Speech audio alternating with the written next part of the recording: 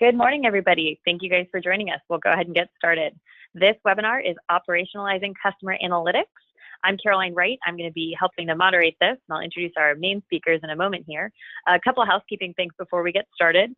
This webinar is being recorded, so if you have any technical difficulties throughout this, email info@ccgbi.com. That's info@ccgbi.com. If you have any questions throughout the webinar, we do plan to have about 45 minutes of content and have saved some room for questions and answers towards the end. You can submit questions throughout this webinar to the right on your questions panel. At the end of the webinar, if you have any questions following, there will be information that you can submit them. Let's get started. A little bit about who we are so that you guys know who's speaking to you today. We're Convergence Consulting Group. We're data and analytics consultants, and we specialize in helping organizations overcome business challenges through the strategic use of data and analytics. We're coming to you live from Tampa here today, and I've got two speakers for you, both from CCG, that are going to be kicking off this webinar. The webinar that you're going to be hearing today is actually the second in a three-part series all around cloud-enabled customer analytics.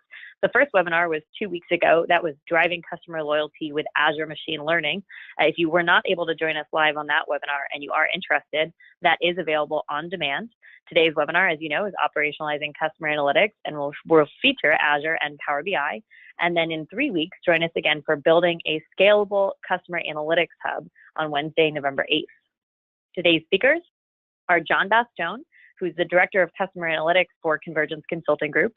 He was previously with SAS, and the majority of his experience has revolved around customer analytics, specifically in the retail industry. He did moderate our first webinar and will join us for the final as well.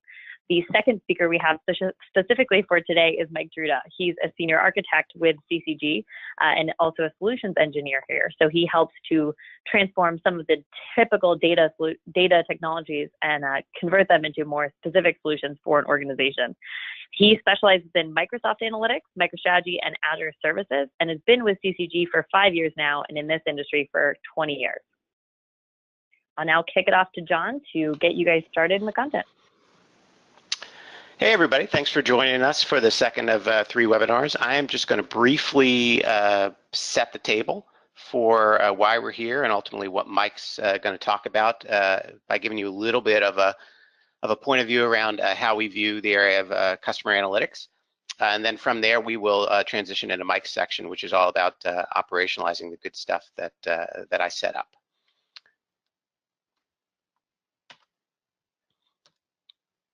So one of the things you should know about CCG is the fact that all we do is analytics consulting for a variety of different sized companies. And invariably, there's a core set of challenges that lead to any company approaching us to help them in the area of not only customer analytics, but just any sort of analytics endeavor. The first deals with the fact that despite the fact that data is growing at a prodigious rate and analytics has never been more core and more important to organizations strategically, the staffing that's required to keep pace with that continues to be small in a lot of organizations. And so invariably when we're talking to companies, we're hearing about the fact that they're a very bare bones sort of staff to support analytics, and despite that, you have all of these different departments, whether it's finance or planning and allocation or marketing, merchandising, procurement, whatever it might be, that have evolving analytics needs that are critically important to the business. And then consequently, because of that demand, we're also hearing over and over and over again that there's a desire for the organization to have more freedom departmentally for each line of business to create their own reports, to create their own analysis. We routinely hear about the fact that there will be many different departments that are trying to interrogate or analyze essentially the same set of data, but they're doing it in different ways. So despite efforts to start to arm departments with the same tool, the same technologies, there's a governance issue. That speaks a lot to the fact that they can't get consistent numbers and consistent measures out of the data that they have.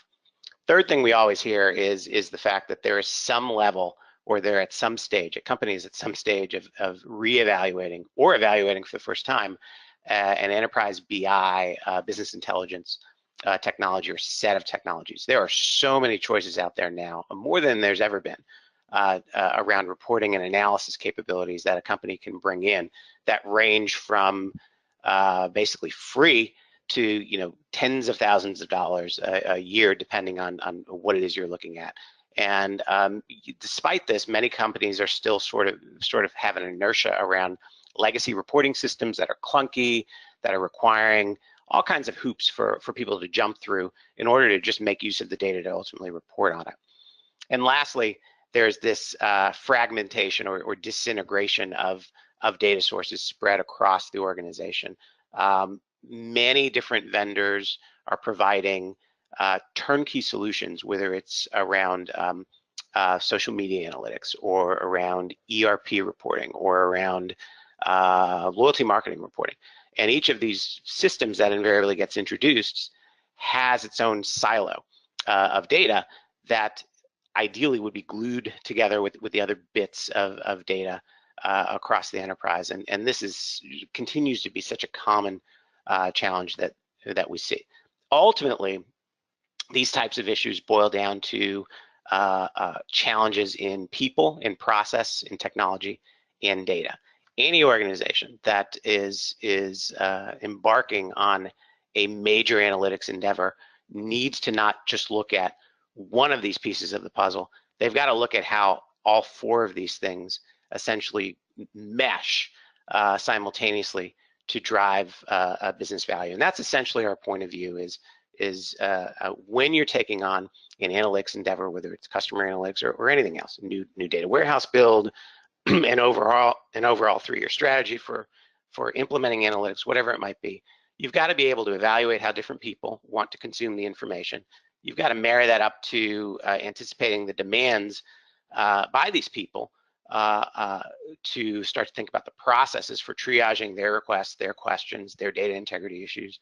You've got to have a mechanism to ultimately prioritize the use cases that come out of these processes and creating reference architectures and ultimately maximizing the technology investments that you need to have to implement on the vision. And ultimately, this prioritized sequence of business value should ultimately shape your data strategy, your data architecture, and the sequence of pieces of data, discrete pieces of data that you start to layer into the data strategy. All of these things have to come together to ultimately drive business value.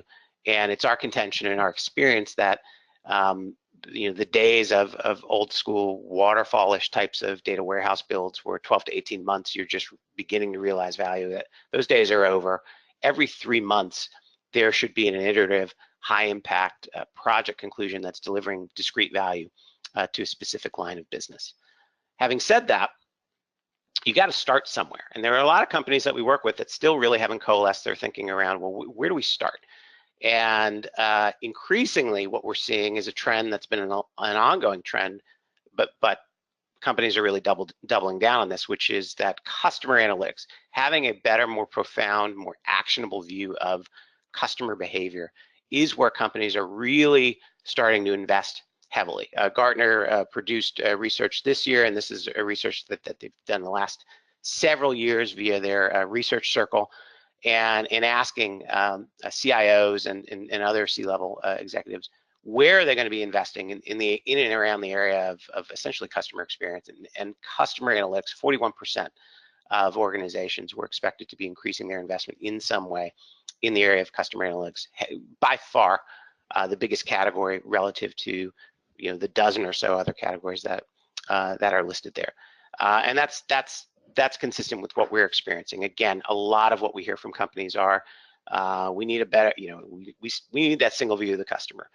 We need to arm marketing with real quantitative insights on how their marketing dollars are actually driving acquisition or retention efforts. We need the ability for everybody to have a common view of customer behavior. We hear this over and over and over again. This all speaks to the fact that customer analytics needs and adoption is alive and well as essentially strategic projects that organizations should care about and in fact do care about. So having said that, okay, we agree and we see the research around the fact that customer analytics is a strategic imperative for organizations, but that's a pretty big, hairy, abstract kind of concept. How do you start to peel the layers of that onion and ultimately make sense of where to start? What we have seen over and over and over again in engaging with organizations is that there's really almost invariably 9 key analytic use cases that organizations want to be practicing, should be practicing, invariably do practice, that lead to results. And these map loosely to about 3 discrete areas of customer analytics. Those areas being customer loyalty, which is all around optimization of strategies around the acquisition, growth, and retention of customers. There's customer experience, which is really those in a lot of cases, customer experience analytics is around the non-purchase behavior, the deeper insights around how customers perceive every interaction with a business beyond just the purchase data.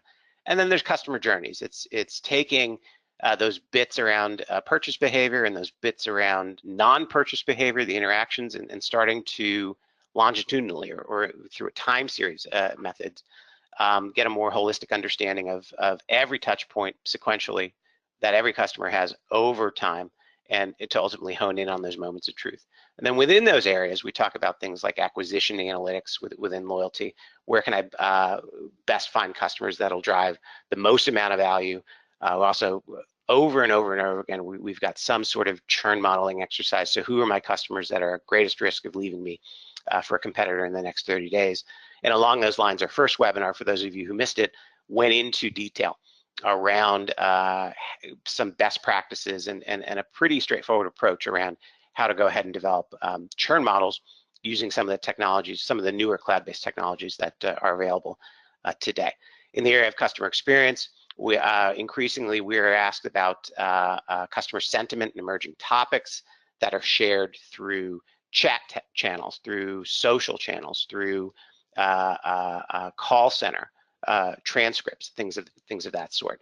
And then customer journeys, as I said earlier, this tends to delve into customer journey mapping. So where are those moments of truth within the sales funnel that have the greatest impact on the conversion of a prospect to a customer, for example? So for the companies that are looking to get started, these types of analytics use cases have been around a long time. They're pretty straightforward to develop analytics against fairly quickly. All of these involve some snapshot or form of data that most companies should have access to. Maybe it's not readily available, but it should be available enough to be able to do a proof of concept or an exploratory type of analytics exercise. That's not where the customer analytics journey ends, though. That's really where it starts. And so our recommendation for a lot of companies that don't know where to start is determine from an enterprise perspective, which of the use cases are the ones that make the most sense to attack, and start to focus on data exploration and analytics within those use cases. This could be a single analyst or data scientist that's deployed against the data, that's ultimately looking into loyalty, into journey, into experiences, and finding insights that ultimately point to action. Ultimately, those exercises, going through that, whether it's yourselves or a third party, will start to point to the obvious opportunities around then automating and scaling essentially those insights out to other lines of business where they can best make use of it. So this is all about the second step in the journey, automation, creating processes to remove that need for manual work by a data scientist over and over and over again to find the nuggets and start to essentially refine those nuggets in the workflow of a marketer, of a finance person, of somebody in merchandising, whoever that line of business may be. This is sort of a medium-term goal that really focuses on automation as well as the data piece and predictive modeling to a certain extent as well. That's going to be the focus of today's webinar. That's going to be the meat of what Mike goes into today, the first step having been the prior webinar.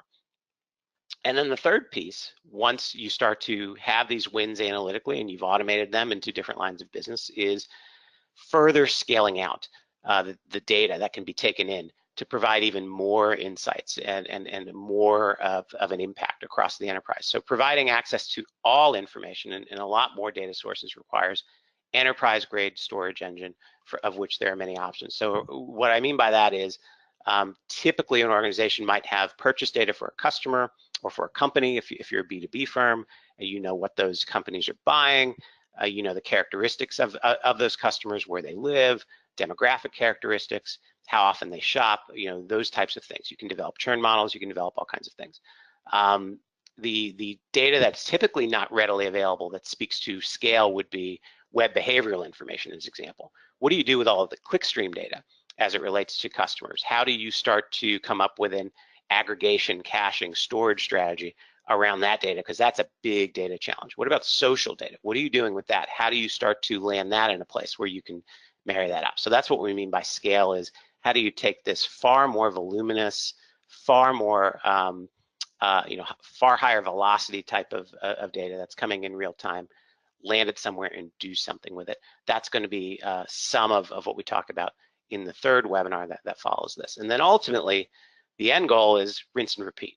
You go through that exercise for marketing, for finance, for different lines of business, where you have this sequence of win after win after win after win, and slowly you chip away at an enterprise data warehouse strategy that invariably starts to take all this data, feed them back into churn models, for example, and you continue to improve your ability to predict new insights, to come up with more value. And that's essentially our point of view on how to go from you know, level 1 to level 4 along this customer analytics journey. So that's my piece. Now, the last thing I'm kind of curious about, just to get a read of the room, or the virtual room, so to speak, is to understand where you guys are in your customer analytics journey. Presumably, most of you in attendance have some level of interest or relevance as it relates to customer analytics, strategies or implementation within your own organizations. And I'm curious as to where you guys are in the journey. So if you can take over the next 30 seconds and answer this quick poll, and we'll see where you guys land. And time is up. So it looks like they're so strategizing how to use customer data in the future, which would essentially be sort of the entry point, is you've got about 64%, well over half of you are at that stage. The analysis of customer data in pockets, which would essentially be that level 1, another 18%. Automating and communicating via customer insights via reporting, that would be another 18%.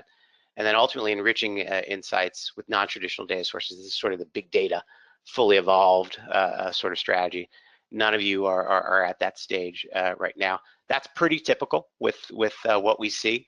And again, whether it's you know, our hope in through the course of this webinar is that we give you some insights, not only around how to attack the strategy component, where to get started, but ultimately how each of the next phases looks. So with that, we're going to transition to Mike. That's really going to start to get into how to take the churn analytics example that was developed in the prior webinar and start to scale that out within a modern BI tool that line of business could work with. Okay, thanks, John. So hopefully this has provided you guys with business context for what we're trying to achieve here.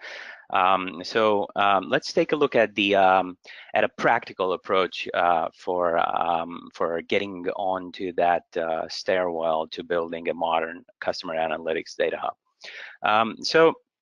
In the first webinar in the series, we have seen how an analyst can use Azure ML to load the data into the cloud, prepare it for machine learning, and then create a model to predict something about the customers, in our case, churn. Right, so this is fantastic. What used to happen on the analyst desktop can now be replicated in the cloud quickly and in a cost-efficient manner. However, the problem is that in more cases than not, the buck stops here. A lot of projects we see hit a wall at this point, and we are not maximizing all the value available to us. So Let's take a look at the challenges we still have. Remember, we're kind of, we just climbed on step one. So there's still a lot of challenges that we have to deal with at this point.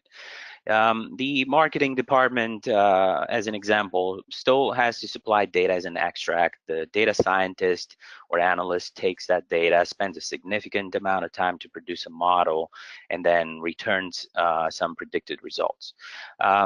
This process is not sustainable. Data kind of goes into a black box. The data scientist is always still part of the process, and the results need to be integrated back into the system they originated in order to make them actionable. So you have multiple challenges, including people, data, and process. We depend on specialized skills with competing priorities. There are multiple quality issues with siloed data, and the process involves a lot of manual rework, and it does not scale well at all. So the next logical step is operationalizing what we have built so far. So what do we really mean by that? We want to make sure that we want to make this process part of a larger one. A larger process that can alleviate some of the issues we have identified before, and take us to the next level, right, in building that modern customer analytics platform. Specifically, using dashboards rather than data extracts and Excel as a way to understand the data through exploration and data visualization. Moving on to using Azure automation options to programmatically call trained models rather than manually sending batches of data to our data scientists every time a prediction model needs to run. And finally, enforcing governance over our inputs and outputs by ensuring consistent data quality and use of consistent agreed upon business rules throughout the enterprise. So let's review the practical use case we started with in our first seminar, our first webinar.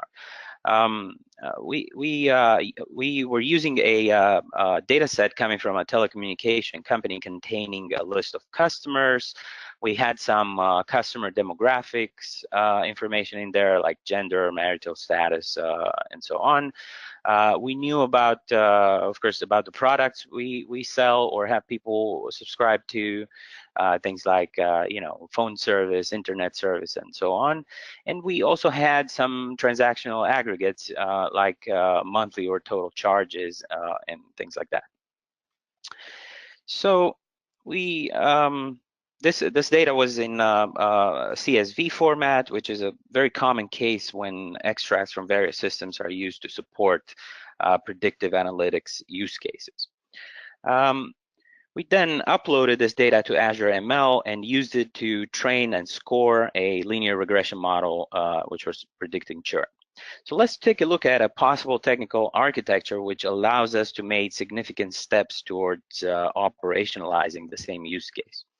The first thing that we need to do is to get data to the cloud in a way that can be easily automated. We don't want to keep uploading files manually.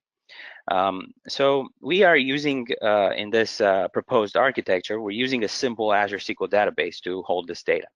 And by the way, if you're not familiar with what an Azure SQL database is, this is not the same as spinning up a SQL Server machine in the Azure cloud. That would be called infrastructure as a service, which means that you still own that server, you have to maintain it, patch it, and so on.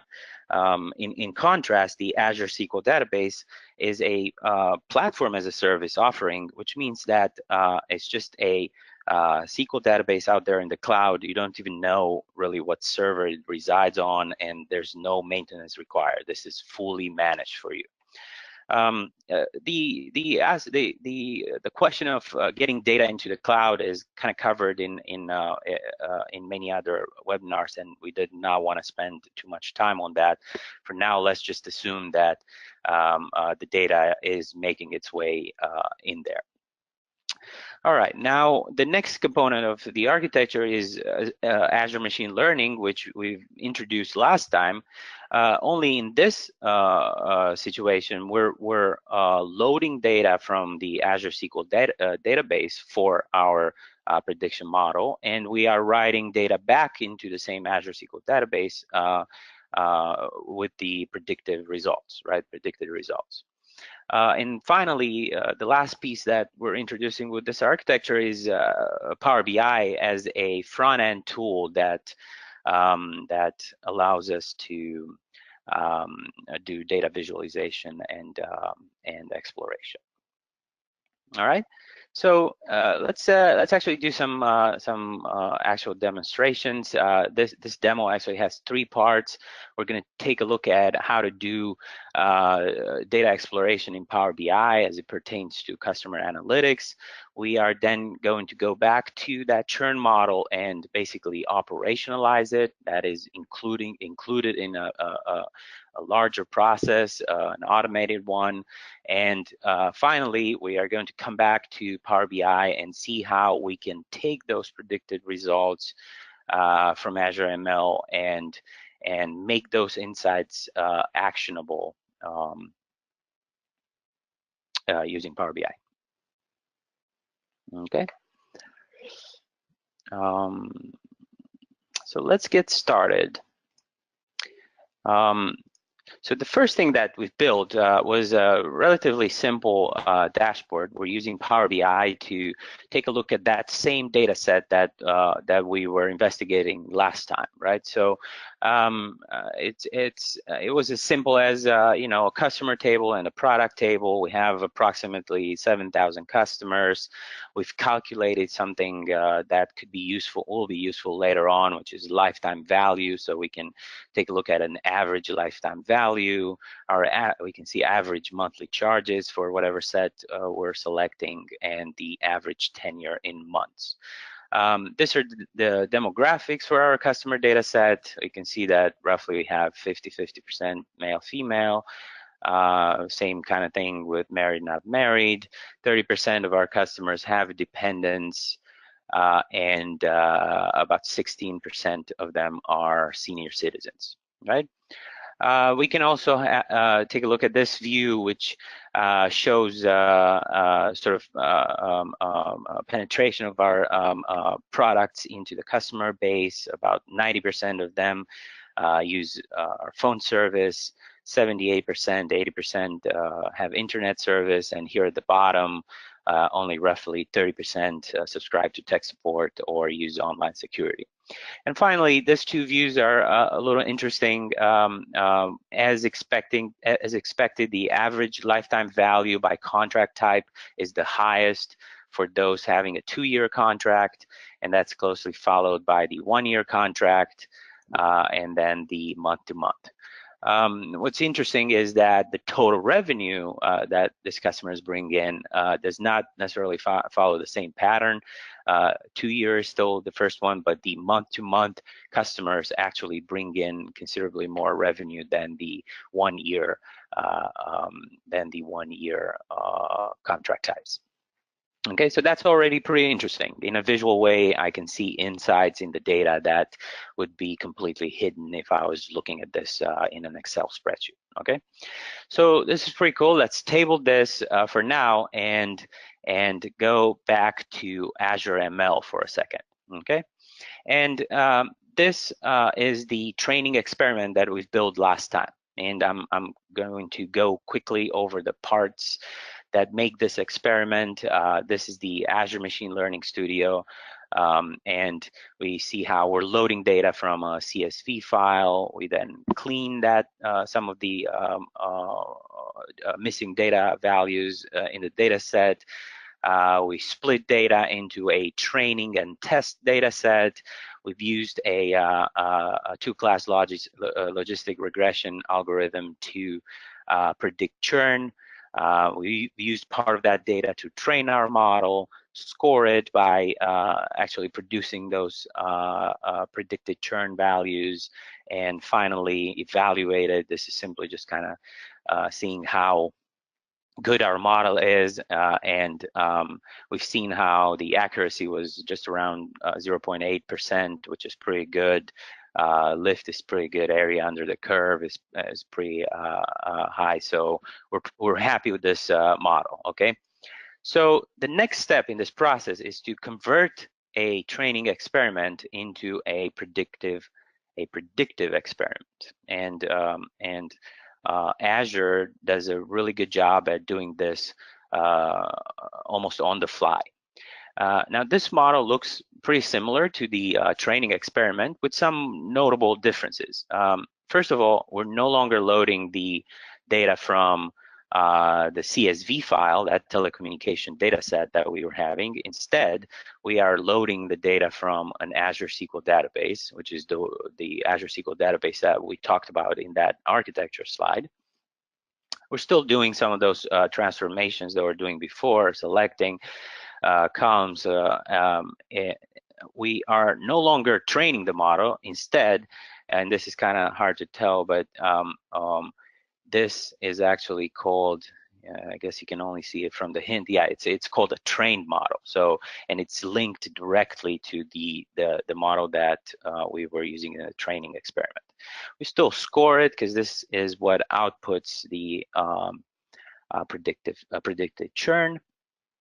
And finally, rather than just exploring evaluating the results, we are exporting the data back to the Azure SQL database, this time into a separate table, and it's going to be a simple table. We're just exporting customer ID and the predicted churn.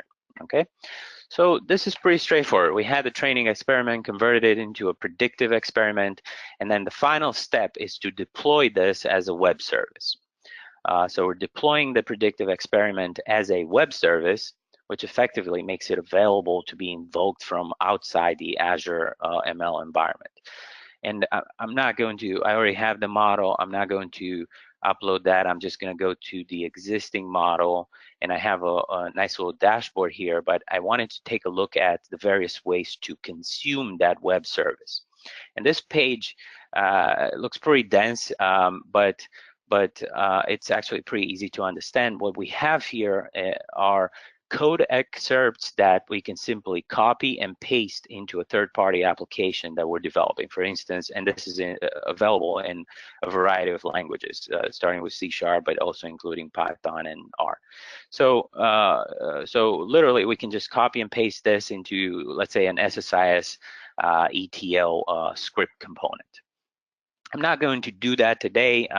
They're also giving us some options to call this very easily directly from Excel. So I'm just going to use this Excel link here to kind of run our web service and our predictive experiment.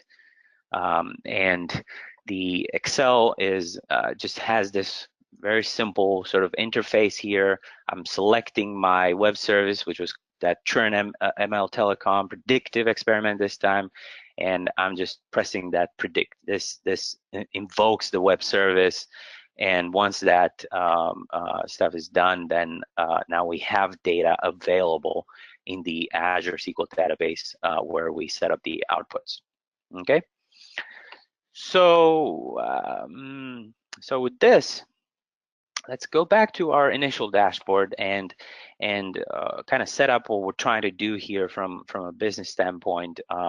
So we know a lot more about the customers, but we were told that we are losing a lot of customers. We're losing some of our big spenders, and our task now is to use the churn model that the data scientists put together to create a mechanism to identify our biggest spenders that are predicted to churn and target those specifically with a laser-focused marketing campaign.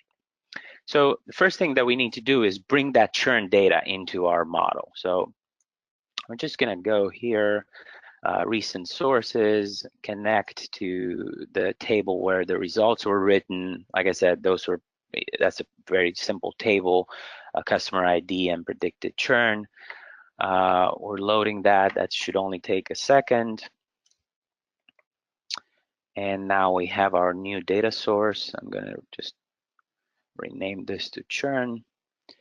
The only one thing that we need to do is link that churn database, that churn table with the customer table. So we're just creating a relationship between those two, and now we can go ahead and build a dashboard or something else that allows me to create that marketing campaign. So I have kind of configured something here that will give us a starting point. Basically, what we've done here was to quantify that initial ask, which was to identify our biggest spenders. So how do we actually go about doing that? We are grouping the customer base based on their lifetime value. We're grouping them into quintiles, and we gave those quintiles some fun names so that we can have some good conversations in the boardroom about that. But our biggest spenders, we call them swans, roughly 20% of the population. The swans are bringing 54% of the business in. The second group are the geese. They are bringing 28%, and if we select both swans and geese, we can see that they're bringing in just a little bit over 80% of the business. So just our top two groups, top two quintiles, bring more than 80% of the business. So these are definitely groups that we need to be concerned with. So let's see. I'm going to use this visualization, which is actually called a tornado chart, and I'm going to drop that predicted churn in here.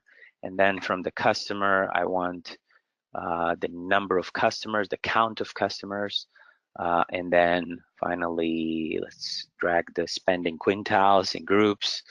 And let's quickly change the colors here so we can better see what's going on.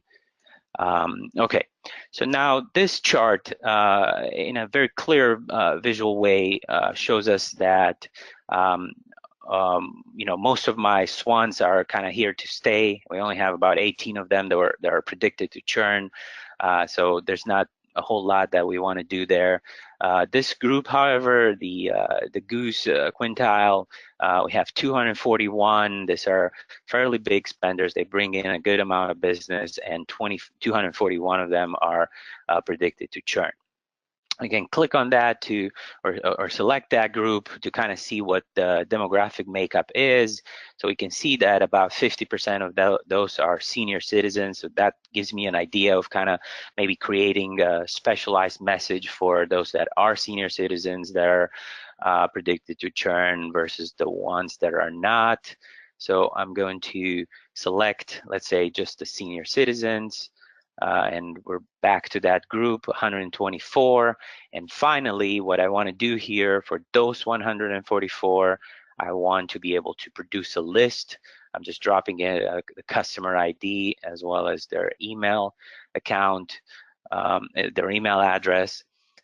So now I have a list of 124 fairly big spenders that are predicted to churn. They're all senior citizens, and I can take this list, export it as something else, a CSV file that I can now send to my campaign manager to run that campaign.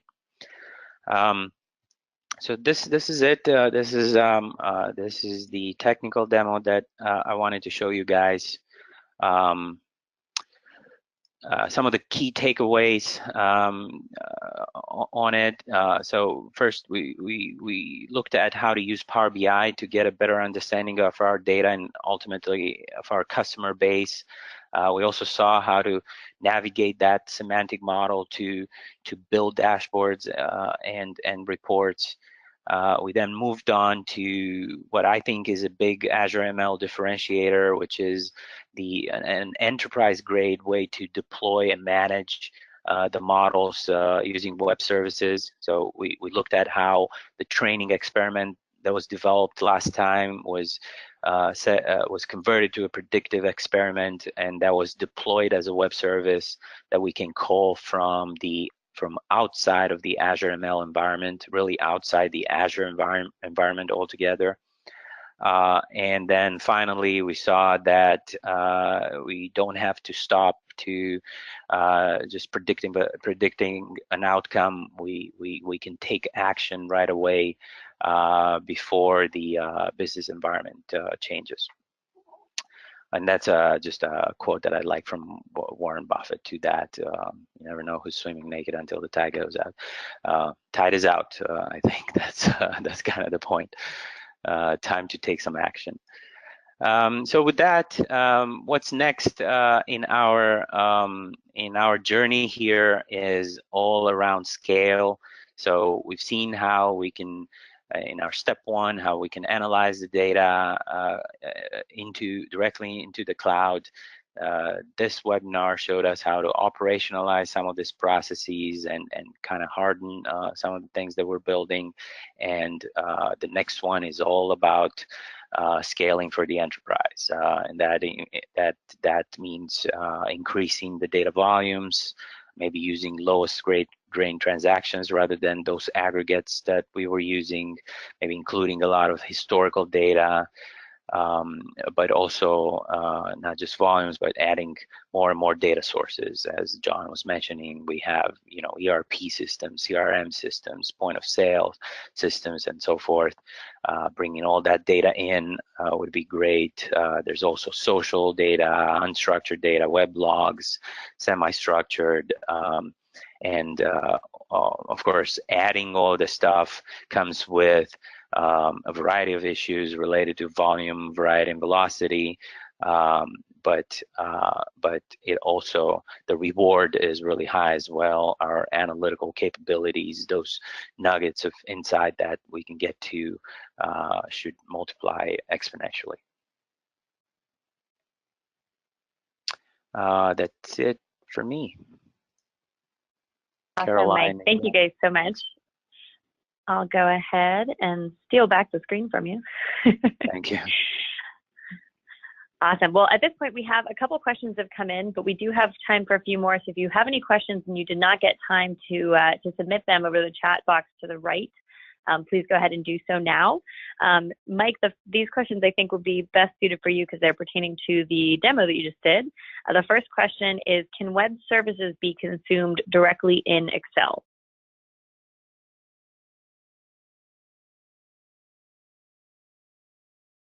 Sorry, I was muted. Yeah, that's exactly what I was going through. On that consume page of the experiment, we can actually go back.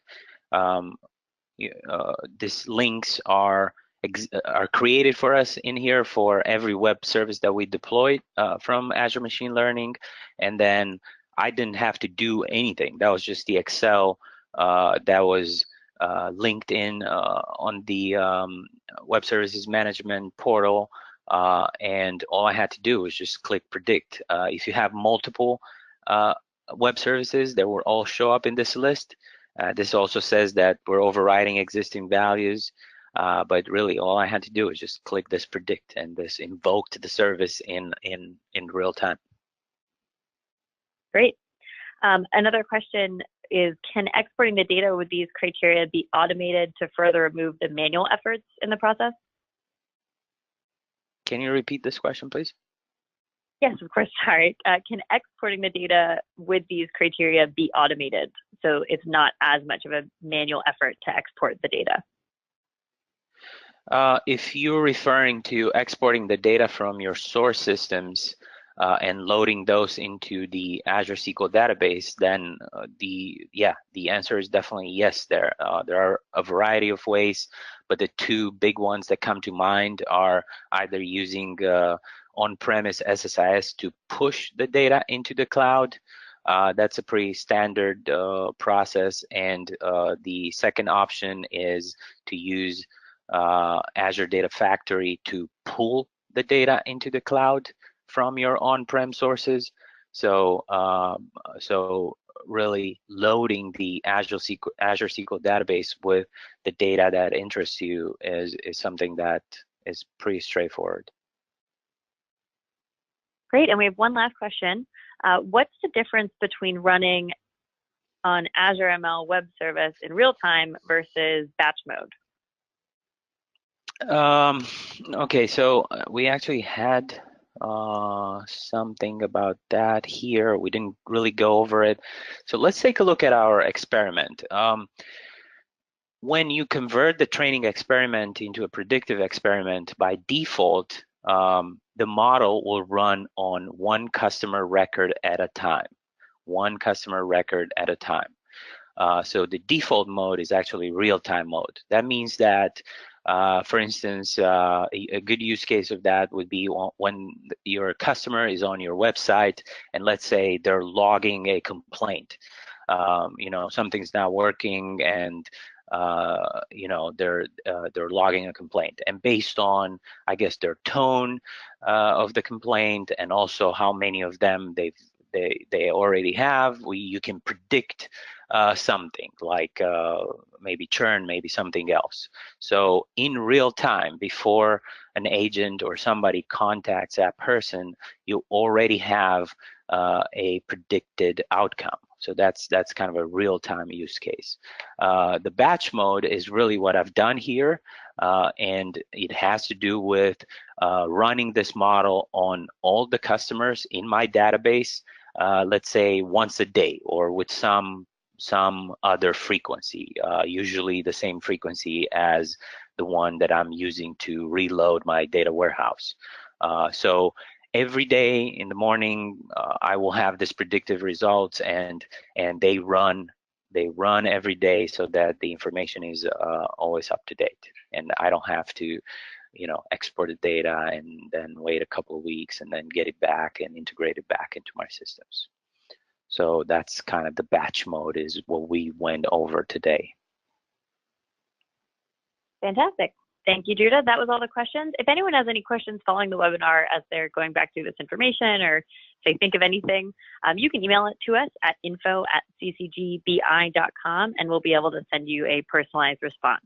As I mentioned at the beginning of this webinar was recorded, and you will receive an email in the next 24 hours with a copy of that recording, as well as the slides that you saw today. So you're welcome to share them, learn from them, and again, ask questions ongoing. We hope to see you guys same time, same place, 3 weeks from now for building a scalable customer analytics hub. Thank you so much for joining us. Have a great day.